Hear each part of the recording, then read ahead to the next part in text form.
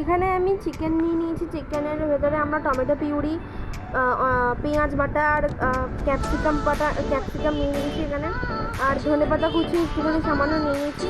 তার আগে এখানে মাংসটা আমরা নুন হলুদ দিয়ে মেখে নিয়েছি ভালো করে। এখানে আমরা একটা বড় টমেটো নিয়েছি, ওটাকে পেস্ট করেছি। একটা পেঁয়াজও বড় নিয়েছি, আর ক্যাপসিকামগুলো একদম ছোটো ছোটো করে কেটে নিচ্ছি, যেমন চিলি চিকেনের যে ক্যাপসিকামগুলো হয় ওই রকম সাইজের আমরা ছোটো ছোটো মাঝারি সাইজের মধ্যে কেটে নিচ্ছি।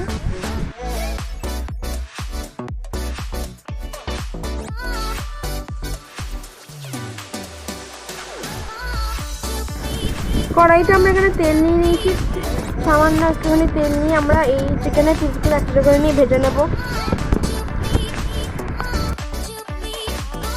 5 মিনিট মতন আমরা এখানে মাংসগুলোকে ভেজে নেব।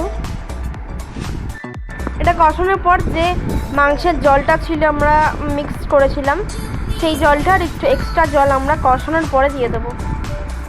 এটা ভালো করে আমরা কষিয়ে নেব। ভালো করে কষিয়ে নিয়ে আমরা একটু নুন দিয়ে দেবো এটার ভেতরে।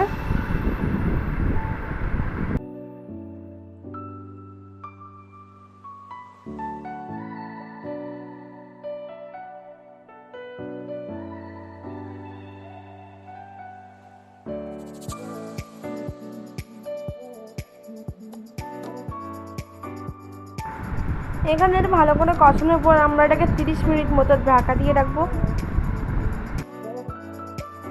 এখানে ঢাকনাটা খোলার পর দেখুন কি সুন্দর একটা অ্যারোমা আসছে, আর দেখতেও পুরো স্পাইসি স্পাইসি লাগছে।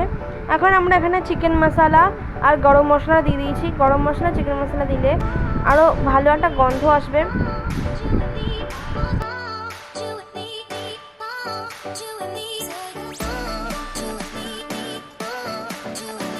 তো দেখুন বন্ধুরা, এখানে আমি ভালো করে এটা নাড়িয়ে নিচ্ছি, নাড়িয়ে নিয়ে পর এটা নামিয়ে নেবো। দেখুন বন্ধুরা কীরকম লাল লাল ঝাল ঝাল হয়েছে। এটা আপনারা ভাতের সাথে বা রুটির সাথে যে কোনো সাথে খেতে পারেন।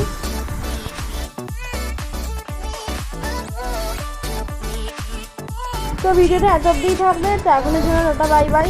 আর আপনারা প্লিজ ট্রাই করুন এই রেসিপিটা, আপনাদের খুব ভালো লাগবে। Thank you.